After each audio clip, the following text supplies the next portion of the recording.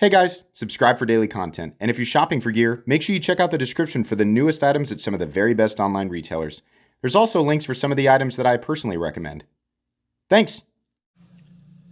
What's going on YouTube? Metal Complex here, and today I've got a really cool custom knife overview to share with you guys. Some show and tell, if you will. This is the Andre Thorburn and Andre van Heerden A2A6 Premium or Full Dress. First and foremost, this is not a review. This is just show and tell. It doesn't make any sense to review a very rare version of a custom knife that is essentially a one-off. Makes no sense. I'm not going to do that. I'm just going to share some information with you guys, give you guys some eye candy. Also, if you didn't know, very expensive knives exist. This is one of them. Most people know, like if you clicked on this video, you probably knew this is a really expensive knife. Some people are really bothered by that. I don't know why they watch videos like this, but if you're one of those people who already knew they were going to be bothered by it and you clicked on it anyway, complaining about it is pointless. It's going to fall on deaf ears here. Sorry. Anyways, thanks so much to my generous patrons for supporting me right now. There's a link for Patreon right down below. And please make sure to follow me on Instagram at metal_complex. We have actually looked at an A2A6 before, but my buddy, the gentleman who sent this in, Mr. at Sierra_bound, give him a follow. He's got one of the most impressive knife collections on Instagram. It's worth following him just to check out his collection. He said that he's got this, and I was really impressed by the A2A6. They do make less expensive versions. These are out of South Africa. They do have less expensive versions of these knives. If you're still here with me and you're like, I didn't know that this like really expensive custom knife world existed. I wonder if these are just like dress pieces or if they're actually functional. Yes. There's a difference between a delicate art knife and a knife that looks really pretty but is actually also able to be used. This is one of them. The materials that are being used here are 100% performance oriented. They are beautiful, sure. But materials like black Damascus, zirconium, and damascus steel are definitely materials that create for a durable knife build. We're going to talk about those materials here. So this is one of those knives where you know, if you really want to spend a whole bunch of money and get this aesthetic and then you want to use it, you can. But the, you know, the amount that you're spending at this point really has, you know, more to do, you know, with like the amount of work that went into it, the amount of time and effort, what it took to create the ultimate form. It has much less to do with the potential utility. It can be used, but that becomes a much smaller part of why people buy things like this when we're at this price point.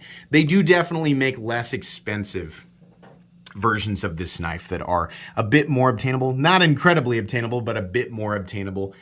You want to follow Andre Thorburn and Andre van Heerden on Instagram. Check out their websites if they have them. I'm honestly not sure if they do or don't. That's usually your best bet in getting your hands on knives like this. But anyways, I was very impressed with the A2A6 that I handled, and this is equally impressive, if not, I mean, just with the added awe of, wow, the aesthetics of this thing are just incredible. Something that I love zirconium because it's so beautiful, but I also hate it because I cannot keep my fingerprints off of it. So it's just something that's going to be kind of a bummer throughout this video. We're going to do some quick specs on this guy, and then some size comparisons, and then we're just going to move on. Overall length of the A2A6 coming in at about 8 1/4. Blade length is coming in at about 3 1/2. And the cutting edge is also coming in at about 3 1/2, if not a bit longer. It's very, very close. So good full-size knife. Just a couple of size comparisons. We really don't need to do that much. Up against the Ontario Rat Model 1 and the Ontario Rat Model 2. There you go. Definitely a knife with a lot of physical presence aside from aesthetic presence. Up against the Spyderco Para 3. And let's just do the bug out. So there you go. The action on this knife is just stupidly good. We have a titanium liner lock. There is no, whoops, I should show that on camera. Sorry. There is no lock stick, no hint of lock stick, no double clutch, and the action is a perfect, see how controlled that is? This is the type of action that I always applaud. When it's so fall shut that it's scary, it really bothers me. This is like a nice, slow, controlled fall shut, right? Where I'm holding it, I can hold the knife vertically and it'll fall, but then it kind of has this secondary point where it slows itself down, and then that's real nice, because if you decide to use this, I know people say, oh, whatever, use that. Well, that's not really the point. Don't get hung up on that, right? If this is new to you or it's very confusing to you, don't get hung up on that, because all you're going to do is frustrate yourself and waste your own time. But for people, you know, if you are going to use it, whether you are or not, besides the point again, but if you're going to, or maybe you're just going to sit around and mess it on your couch, you just don't have to worry nearly as much about, you know, how quickly you're getting your fingers out of the way, because the thing is so controlled on the way down. That to me is much more impressive than just an action that's just whoosh, you know, just incredibly fast on the falling. I don't really like that very much. I want it to be controlled. This is just beautiful, perfectly consistent action. Nice disengagement of the lock bar, plenty of access to get in there, right? It's just cut slightly above. You can get in there, move it to the side. Flipper tab comes down on your finger, and then I shouldn't have used two hands. I'm not demonstrating that very well. Turn your hand, get your fingers out of the way, and then tilt the knife so the blade falls into the closed position. Very satisfying. Flipper tab, while it is pretty big, it certainly is cut in a way that makes it easy to flip this knife. And this thing has an insane thwack. Like, the leverage that you're getting, the relationship between the size and shape of this flipper tab and the size and shape of the blade and the detent strength.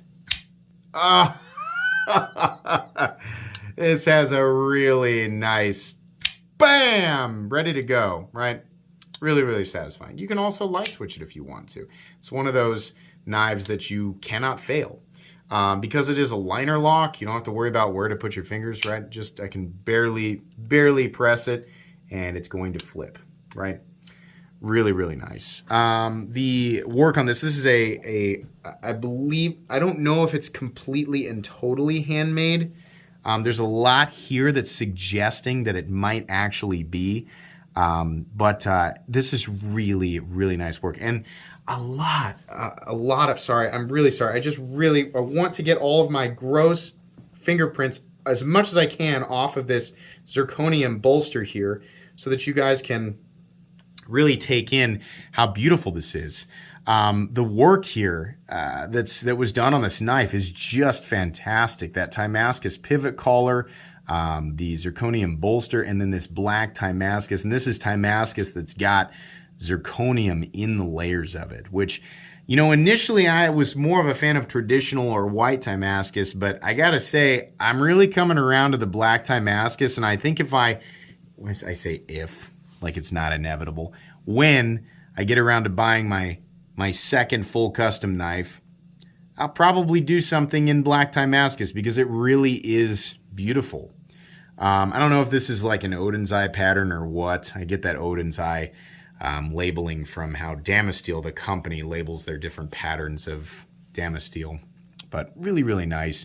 We have titanium liners that have been anodized blue, and then we have a beautiful, look at that, the transition from Timascus to titanium to Timascus to titanium to Timascus. Just gorgeous. Absolutely perfect. Really, really nice. This is a Damasteel blade, and if you're new to knives like this, Damasteel is not the same thing as Damascus.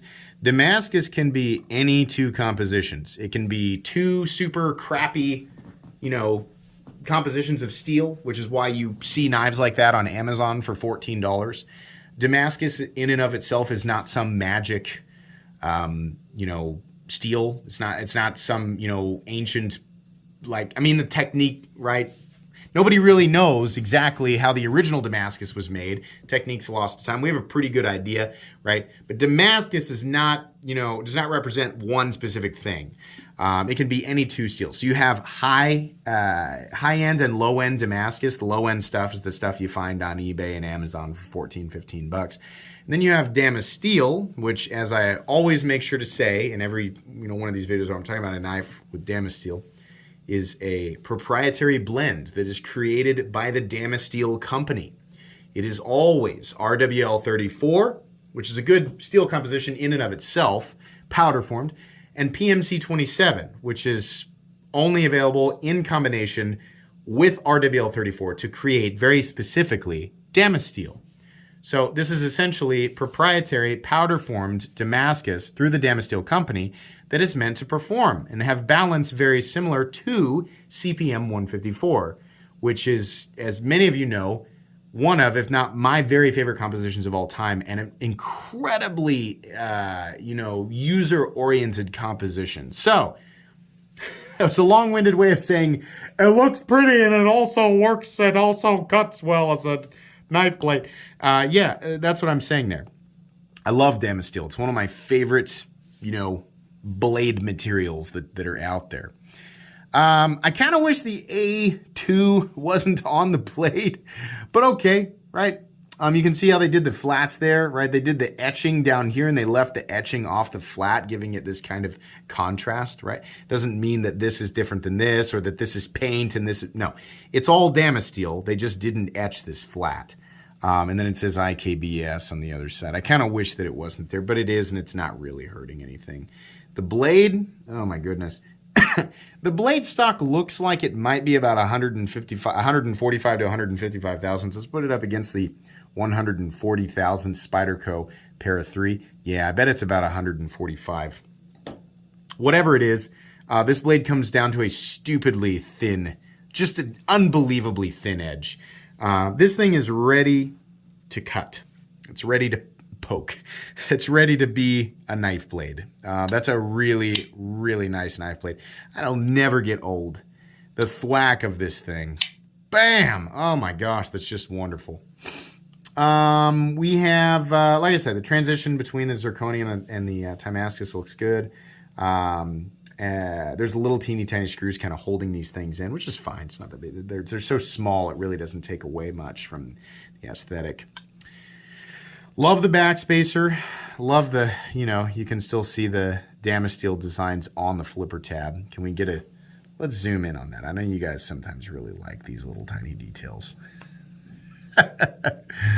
Oh, isn't that just nice? It's just nice to look at. I really like that. Let's get back out to a normal. There we go.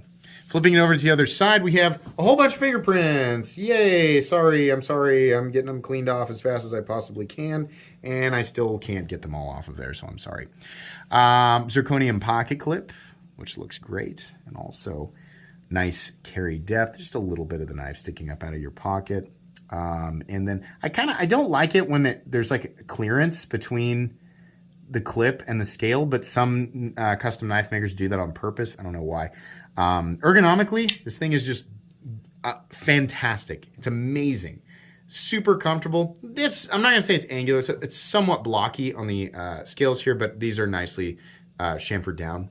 But very comfortable for being more of a blocky shape. And I think I'm most impressed just with the pocket clip and how it's contoured and flat and just not, it's not obtrusive. It's not something that bothers my hand, right? I'm mostly, saying this for people who are looking to pick up a much less, it's much more likely. I'm not saying people don't use this stuff. If you think that nobody uses these ultra expensive Damascus and Zirconium and Damasteel knives, you'd be wrong. Not all of them do, but there are definitely people out there who use them, right? Mainly, though, considering it's much more likely people will purchase a less expensive version of the A2A6. And actually, they'll use a less expensive version. That's mainly who I'm talking to there. Ergonomically, feels great. Jimping in the nice spot. Bit sharp on the corners, but pretty darn good, in my opinion. And then your lockup, completely and totally solid. I really feel bad about touching the blade. No pivot lash whatsoever. We also, I believe, have an internal stop pin, and I don't know if we're going to be able to catch it on camera because it's real tight in there, but the pivot is internal, and the stop pin is internal, follows the blade, so it runs on little channels, and then kind of braces on either side of the titanium liners, I really like that. Centering is dead center, absolutely perfect. And that was the way, I believe, with the other A2A6. This is a gorgeous custom knife. And, you know, some people, I mean, what it comes down to at the end of the day, the people who are buying this stuff, it's their money. They can do whatever they want with it, right? Some people who are going to spend a lot of money on a super duper, you know, high-end knife like this, they care about how functional it is, how easy on the hand it is, how much, you know, sense it makes, you know, in terms of manipulation with the human hand, right? Even if they don't plan to use it. Well, that's silly. I would not. Okay, but it's not up to you. It's up to the person who's buying it or going to buy it, right? Some people don't. Some people don't care at all. But I would say if you care about function and all of that, right, you're a big, you know, action snob and you really like everything to just look and feel perfect, boy, these Thorburn and Van Heerden A2A6 models are just incredible. I know you guys want me to tell you how much this was. It was a lot. You know, if you think up a number in your head, those of you who are fairly familiar with the custom knife world, you're probably not far off, right? But as is the case with custom knives in general, I'm going to start steering away from pricing and things like that, because that's really between the people who are actually going to buy it and the custom maker. I also don't want my words affecting things on the secondary market, so you'll just have to understand why I'm not specifically saying exactly how much this is. Also, it just gets fussy, people. Like at this point in the video, someone who's going to get bent out of shape about the price, it's like, why did you watch it for 16 minutes? Like, you knew it was coming. It's your fault. Nobody handcuffed you to a chair and said, watch this, right? Nah. It is what it is. This is gorgeous. As far as custom knives that I've shown on my channel, this is absolutely one of my favorites. Scott, once again, delivering some just beautiful works of art, functional works of art for your entertainment. I sure do like looking at stuff like this. I try to spread it out. I don't want to be a channel that only shows stuff like this, but I do like talking about it periodically. I do like experiencing this stuff, even though it's vastly outside of my own budget. And truthfully, it's just way outside of my comfort zone for, like, part of the reason why I don't review custom knives is because it's just, I'm not comfortable with it. I'm not super confident. I've always said that up to about $1,000 for a knife, I feel confident. Outside of that, no, not really. It sure does look nice and feel nice, though. And, you know, if this was something I was going to carry and use every day, I'd be real happy with it. Beyond happy. I think that goes without saying. Very cool. That's really all that this video needs to be. This was a fun one to take a look at. I guess we didn't really... I said we were going to talk about zirconium. I think most people know what zirconium is. Why don't we see... I want to say this. Why don't we see more zirconium on knives? Well, for one reason, it's very heavy. I don't know if it's as heavy or heavier than steel, but it's very, very heavy. It's also really expensive to work with, right? So it's going to be substantially, as far as I understand, substantially more expensive than titanium and obviously more expensive than steel. It's also really dangerous to work with. When knife makers are grinding zirconium, it throws a lot of sparks, which is dangerous in and of itself. But on top of that, zirconium sitting in like a pile of powder after it, like, you know, when you're grinding it, you're grinding away zirconium is sort of being powderized or turned into little shreds. That's also dangerous. It can ignite, I guess. And a lot of knife makers' shops have burned, either partially or completely, due to working with large amounts of zirconium. So you don't see it a lot, and when you do see it, you see it in little pieces. You see it mixed in with titanium Damascus, or you see it as a bolster material. Very rarely do you see full zirconium knives. It's just not something that you see. So yeah, there you go. A little bit of information there. Anyways, thanks again to Sierra_bound on Instagram for letting me take a look at this. This will, of course, go back to him in case you were wondering, did he just get a free custom knife? No. This goes back, as is the case with 99% of the stuff that comes in on this channel, goes back to the owner. So thank you very much to Sierra_bound for letting me take a look at this beautiful piece. Please make sure to follow me on Instagram at metal_complex. If you enjoyed this video, leave a like. If you'd like to check out my other content, I do, of course, have lots of videos of knives that are either expensive or inexpensive that I do or don't like, so check those out. And if you enjoy all my content, go ahead and click on that Metal Complex logo right there and subscribe, because there's definitely more coming. Thanks again for watching, everybody, and have a great day.